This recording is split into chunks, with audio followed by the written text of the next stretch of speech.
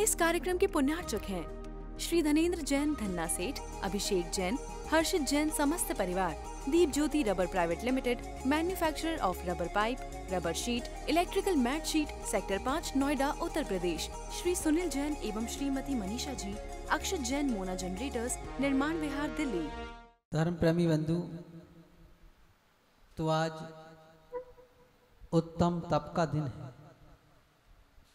कल संयमित हो गए थे, नियमित हो गए थे,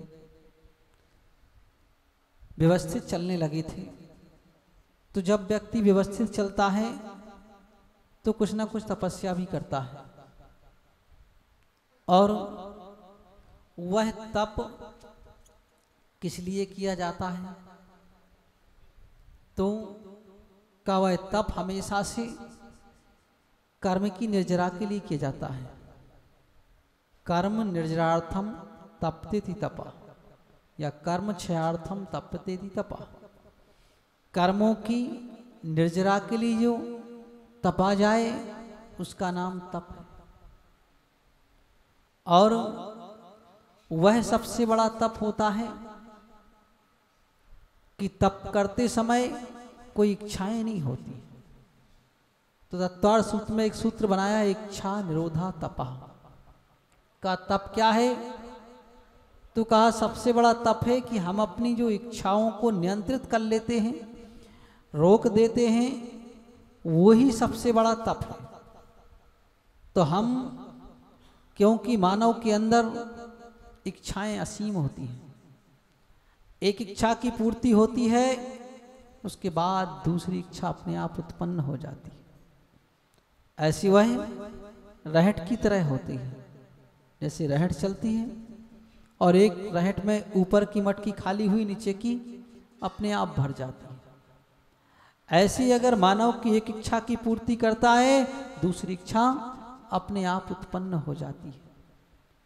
तो अब उन इच्छाओं को रोकने का नाम ही तप है। और वह जब इच्छाओं को रोक करके तप किया जाता है तो कहा वह कर्म की निर्जरा में सहायक होता है, और वही एक निर्जरा तत्व बनती है। उसी से हमें उन 7 तत्वों की प्राप्ति में एक निर्जरा तत्व की प्राप्ति होती है। और का यह कर्म की परिपाटी अनादिकाल से चली आ रही है, आज की नहीं है। और अनादिकाल से चली आने वाली इस परिपाटी को रोकना कोई आसान नहीं है।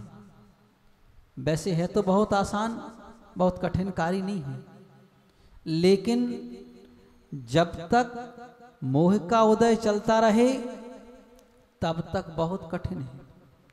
और जैसे ही मोह विलीन हो जाए तो वह कार्य बहुत ही सरल हो जाता है, नेचुरल हो जाता है। तो का ये जीव आज से ही नहीं, अनादिकाल से कर्मों से लिप्त है, और तप के द्वारा ही कुंदन बनेगा। उसके अलावा दूसरा कोई उपाय नहीं होगा। तो तप इस संसार में का सभी प्राणी करते हैं, ज्ञानी भी करते हैं, अज्ञानी भी करते हैं, दोनों करते हैं। लेकिन का अज्ञानी का तप हमारे लिए इस संसार की विभूति में कारण तो हो जाता है। स्वर्ग आदि की संपदा मिल जाएगी, पंचांगनी तप तपने वाले व्यक्ति भी स्वर्ग चले जाते हैं।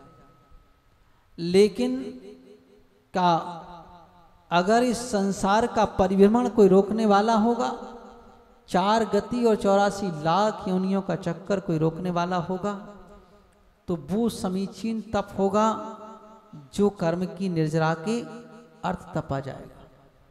दूसरा कोई नहीं हो सकता है। तो अब उस तप को तपने के लिए हमारे आचार्यों ने बहुत प्रकार से व्यवस्था की हुई है।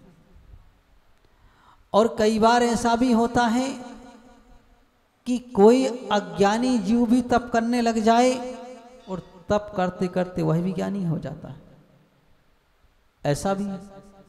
तो कहीं कोई एकांत नियम नहीं है कि पहले ऐसा ही होना चाहिए बाद में ऐसा कार्य। जैसे जिन आगम में जो गुणस्थान मिलने की परिपाटी कही हुई है, ये केवल व्यवस्था जिन आगम में है, अन्यत्र कहीं नहीं मिलेगी। पहले गुणस्थान से चौथा भी मिलता है, पहले से पांचवा भी मिलता है और पहले से सातवां भी मिलता है। तीनों प्रकार से प्राप्त होते हैं। तो ये कब होंगे? जब व्यक्ति गृहस्थ में रह रहा हो, अज्ञानी हो, अगर सम्यक की प्राप्ति होगी तो पहले से चौथा मिल जाए। व्यक्ति को अगर सम्यक की प्राप्ति नहीं हुई है, कर्म की मंदता के कारण अणुव्रतों को धारण कर लिया है, तो सीधा पांचवा मिलेगा। और अगर कर्म की मंदता के कारण सीधे महाव्रतों को पहले अंगीकार कर लिया है, तो फिर सीधा जाके सातवें की प्राप्ति होगी। ऐसा कर्म सिद्धांत कहता है। तो ऐसा भी होता है कि अगर कोई अज्ञानी व्यक्ति तप करने लग जाए तो भी उसे उस चीज की प्राप्ति हो जाती है। श्री कृष्ण के पिता वसुदेव थे और इस संसार की ये परिपाटी चला करती है कि कभी गाड़ी नाव पर तो कभी नाव गाड़ी पर, ऐसा ये क्रम चलता है। कभी ये मानव सबल बनता है तो कभी निर्बल बनता है। और ऐसा भी सिद्धांत है कि जैसा जिसने कर्म किया उसके साथ वह उसका बद्ध घातक नियम बनता है। ऐसी भी प्रक्रिया चला करती है। तो ऐसे ही का वह वसुदेव अपने तीसरे बहू के जीवन में एक गरीब के यहां पैदा हुए, वह भी वैश्य के यहां। एक गरीब के यहां पैदा हुए, उसमें भी देखो पाप कर्म का उदय इतना कि जब जन्म लिया तो जन्म के पहले पिता चल बसे और जन्म लिया तो मां चल बसी। बताइए कि अगर बालक का जन्म हो और माता पिता चले जाएं तो ये पाप का उदय है कि पुण्य का उदय? किसका है? पाप का उदय। लेकिन ये सिद्धांत सब जगह नहीं है लागू। हाँ, कहीं जन्म होते ही साथ बालक के माता पिता चले जाते वहां पुण्य का योग होता है। कहीं माता पिता चले जाएं तो पुण्य का योग होता है। ऐसे ही होता ना?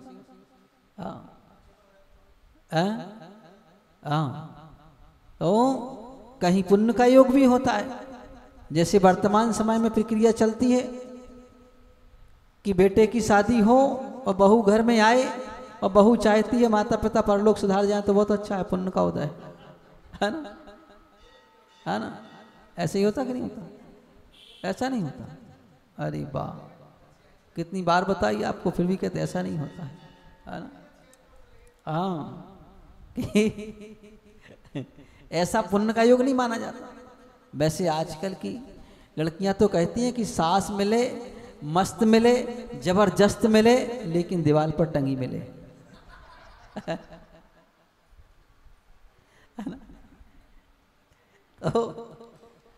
तो ऐसे का कि वहां पर भी कई बार ऐसा होता है कि इस कर्म भूमि का अगर क्षेत्र है और यहाँ माता पिता का वियोग हो जाए जन्म लेते ही साथ, तो पाप का उदय है। और अगर भोग भूमि का क्षेत्र हो, वहाँ माता पिता नेचुरल चले जाते हैं तो पुण्य का योग है, क्योंकि भोग भूमि में जन्म लेना ही पुण्य का प्रभाव होता है।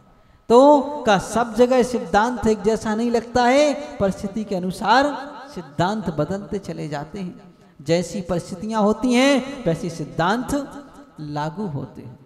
है कि वर्तमान में भी आप देख रहे हैं कि सिद्धांत हमेशा बदलते रहते हैं।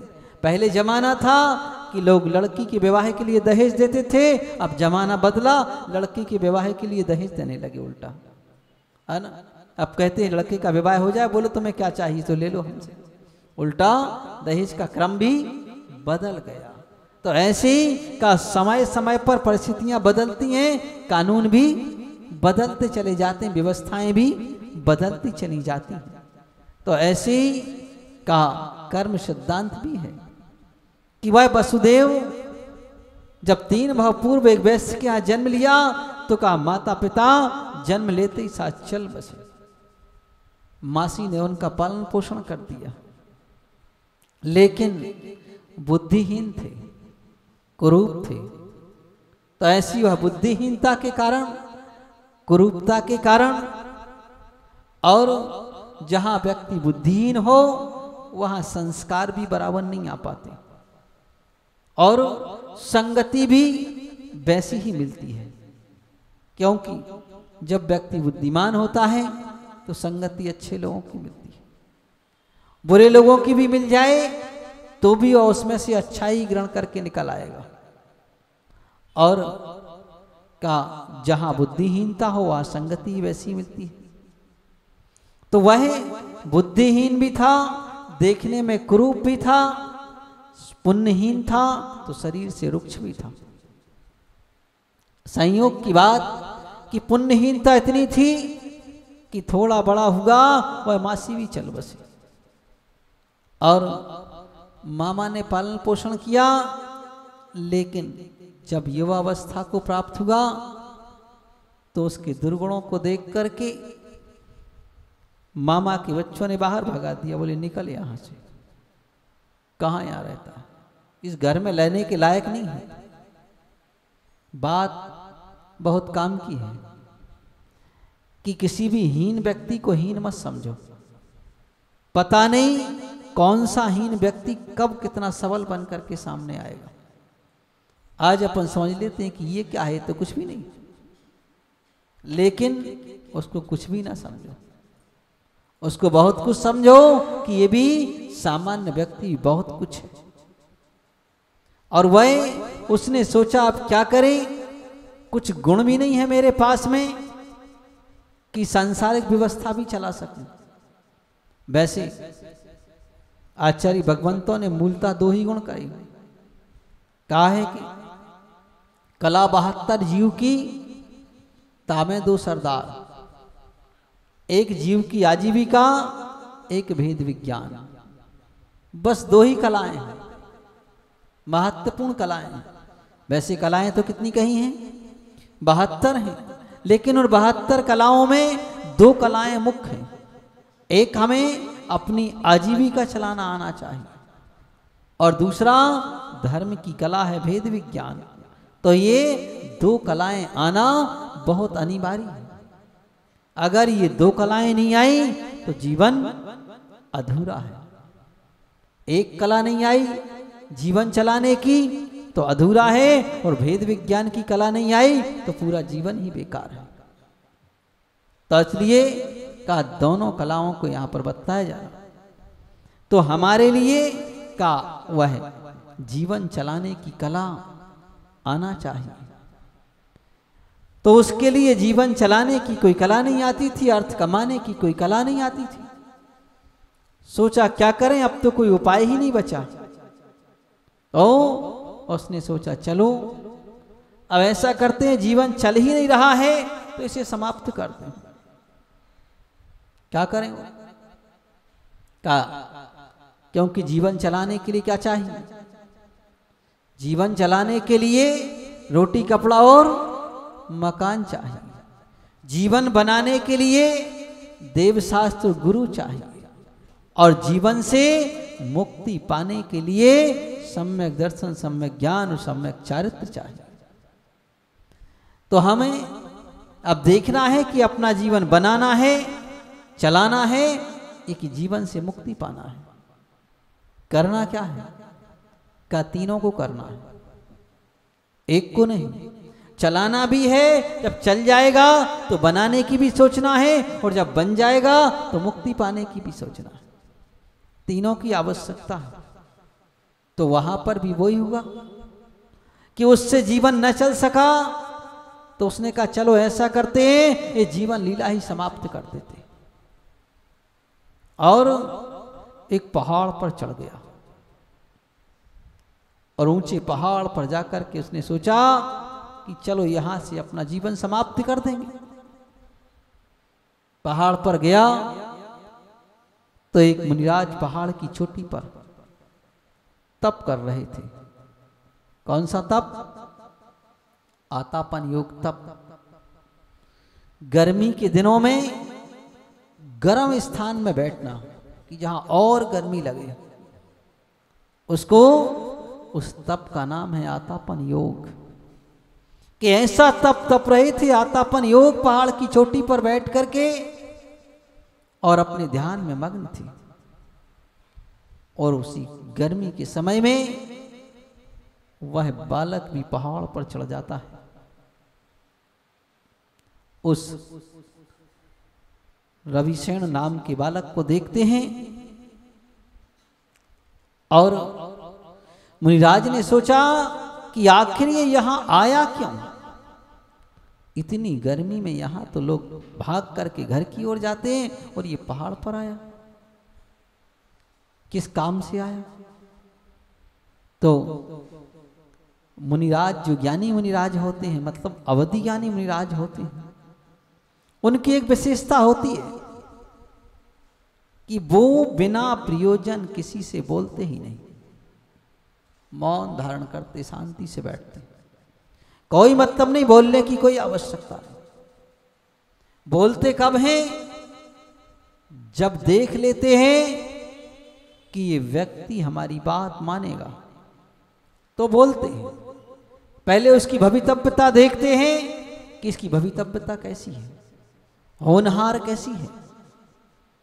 अगर होनहार अच्छी है तब तो कहते हैं ठीक है बात, और अगर होनहार में कोई दम नहीं है तो कि चाहे तुम मानव हो, सामान्य हो और चाहे राजा भी क्यों ना हो, तो भी कह देते आ जाओ और चले जाओ, कोई मतलब नहीं है। तो ने देखा तो सबसे पहले अपने अवधि ज्ञान से उसकी स्थिति को जाना कि यह बात को मानेगा या नहीं मानेगा। तो बात को मानने के लिए क्या देखा जाता है? उसकी मोहिनी कर्म की स्थिति को देखा जाता है, कसाई की अवस्था को देखा जाता है, और उसकी परिणति मतलब लेस्या को देखा जाता है। इस कार्यक्रम के पुण्यार्चक थे श्री धनेंद्र जैन धन्ना सेठ, अभिषेक जैन, हर्षित जैन समस्त परिवार। Deep Jyoti rubber private limited, manufacturer of rubber pipe, rubber sheet, electrical mat sheet, sector 5, Noida, Uttar Pradesh. Shri Sunil Jain एवं श्रीमती मनीषा जी, अक्षत जैन मोना जनरेटर्स, निर्माण विहार, दिल्ली।